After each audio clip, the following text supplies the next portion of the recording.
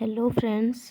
तो हम लोग जो है कॉम्प्लेक्स एनालिसिस का वीडियो लेक्चर सीरीज लेके आए हैं जो कि CSIR नीट में पूछा जा रहा है। कॉम्प्लेक्स एनालिसिस हम लोग का टॉपिक है जिससे हम लोग बहुत सारे क्वेश्चन लेके आते जा रहे हैं जो कि CSIR नीट के किसी ईयर में पूछा गया है। तो CSIR नीट दिसंबर 2017 में पूछा गया एक क्वेश्चन आज हम लेके आए हैं जो कि कॉम्प्लेक्स एनालिसिस है और बहुत ही सरल है। इस क्वेश्चन को सॉल्व करने में हमें बहुत ही कम टाइम लगेगा और यह क्वेश्चन सॉल्व हो जाएगा।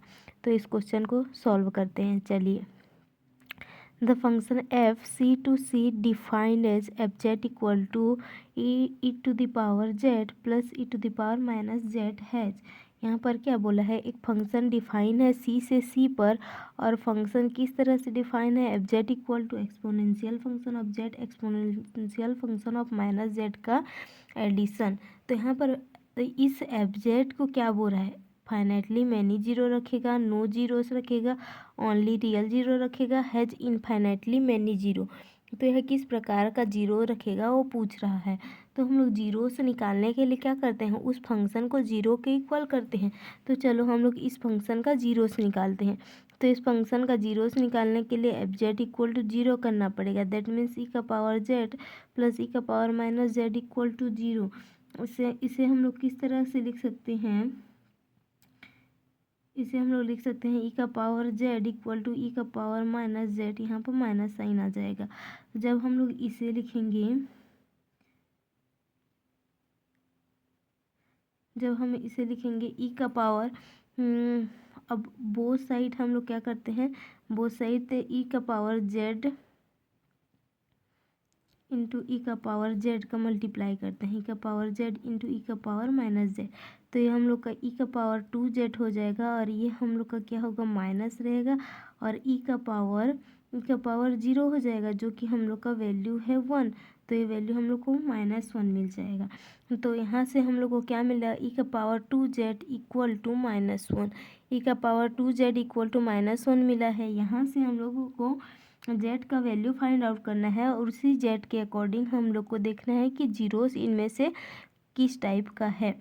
तो ई का पावर जेड इक्वल टू -1 आया है, लेकिन हम लोग ई का पावर 2z इक्वल टू -1 आया है, लेकिन हम लोग ई का पावर जेड या फिर ई का पावर एक्स फॉर्मूला जानते हैं। ई का पावर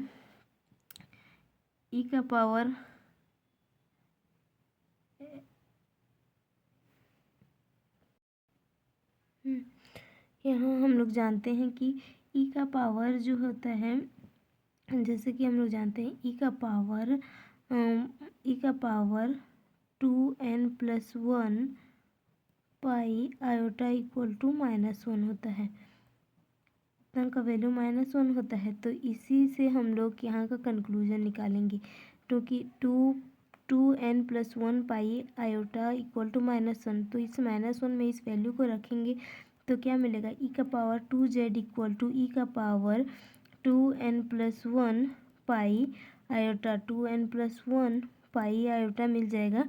तो यहाँ से 2z इक्वल टू क्या मिला, 2n+1 pi iota, 2n+1 pi iota. z equal to क्या मिला, 2n+1 1 पाई बाई 2 आयोटा और all n belongs to z। तो यहाँ पर n का वैल्यू हम लोग अलग अलग रखते जाएंगे तो हम लोग को z का वैल्यू डिफरेंट मिलता जाएगा। तो हम लोग क्या बोल सकते हैं, जो जीरो से z, यही तो हम लोग का जीरो से, और z का वैल्यू किस तरह से है, क्या z का वैल्यू फाइनाइट है या फिर रियल है या फिर इनफाइनाइटली मैनी जीरो है। तो z का वैल्यू क्या है, इनफाइनाइटली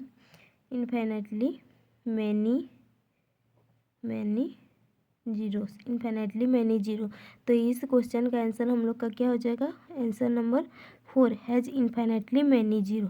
तो ये क्वेश्चन बहुत ही सरल था। इस तरह के क्वेश्चन सॉल्व करने के लिए हम इस मेथड का यूज करते हैं जो हम लोग का exponential function e to the power z के फॉर्म में है, उसको हम लोग इस तरह से लिख सकते हैं।